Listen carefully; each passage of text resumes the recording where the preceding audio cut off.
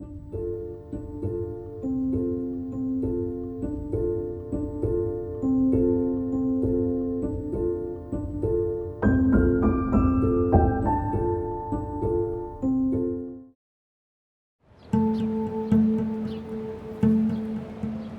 Madison Square Park, deep in the heart of New York City, 49 skeletal trees stretch to the sky.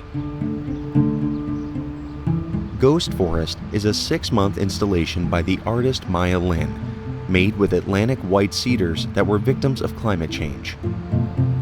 Each tree, I realize, has a distinct personality. I kind of call them gentle giants. These trees are 80 years old, 60 to 80-year-old trees, so they were magnificent. Maya Lin found these trees in a dying forest in the New Jersey Pine Barrens. Her guide was forester Bob Williams. Here we are in the real ghost forest. We're in northern Cape May County on the Delaware Bay coast. This forest is certainly dying. It's dying from sea level rise and storm surges from the hurricanes. Cedar can't tolerate salt, therefore it dies. Atlantic white cedar once ranged from the coast of southern Maine to the Florida Panhandle, but now only pockets remain. Southern New Jersey has some of the most significant stands left anywhere, healthy forests with mature trees and a low-growing understory. But there are also large areas where the Atlantic white cedar is in decline. These are the ghost forests that Bob showed Maya Lin and her team. The first time down, when we were driving through some of the stands that were really hit hard by Hurricane Sandy, I took pictures. It was haunting. And I get out and I go, this is the piece. This is what I want to capture.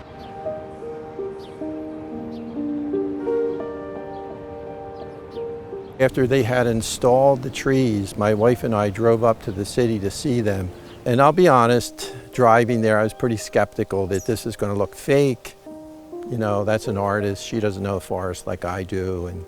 And really, really happy to see that it does look like a natural forest. And her vision from an artist viewpoint jives with mine as a forester who looks at forest in terms of their structure.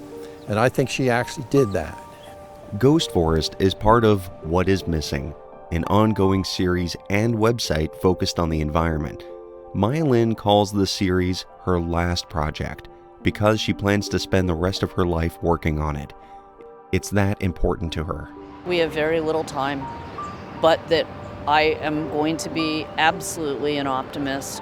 This is a time when you absolutely don't give up. This is when you work even harder. Anything we can all do.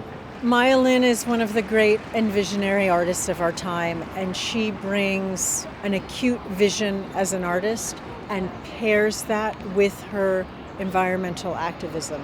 This work is a call to action.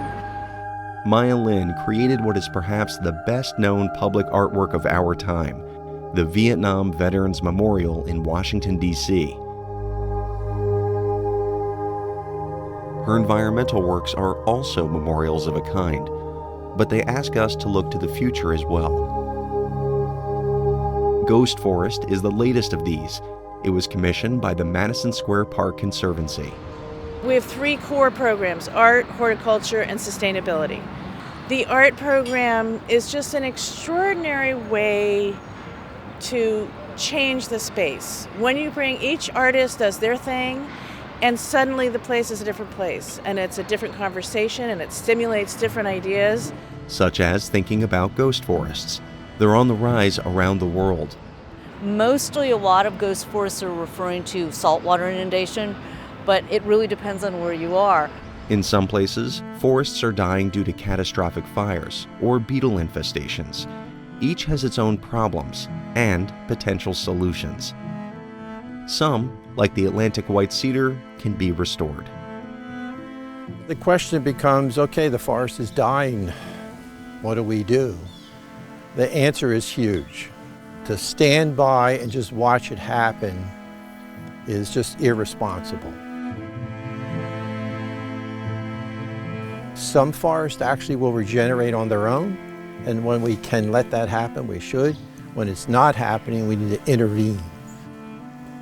Atlantic white cedar is a forest ecosystem that's declining across the entire eastern United States. It's one thing to lose trees, it's another thing to lose a whole ecosystem.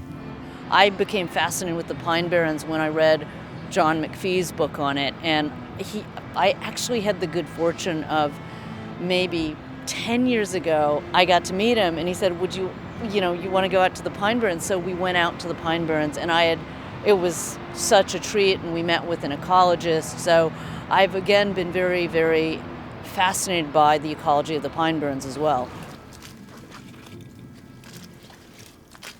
Well, here we are in Atlantic County in what really does offer hope. A beautiful, young, restored Atlantic white cedar forest that we've worked on for the last 25 years, and look at them grow. Here you see 6 or 7 trees, and all these smaller trees are dead. You see the dominant tree here taking over the forest.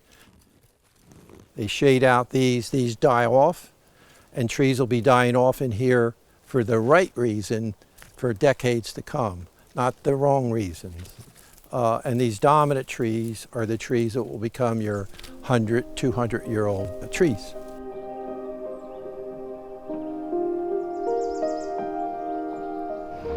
There is hope. We could turn this around. We all could chip in. We could all read about what we could each do in our everyday lives, what we eat, what we drink, what we throw away, what we buy, as well as helping out groups that are out there in the fields actually doing the work. When Mylyn talks about solutions and that we could be doing something now, she's correct. There are solutions. If this forest doesn't offer hope, I don't know what does.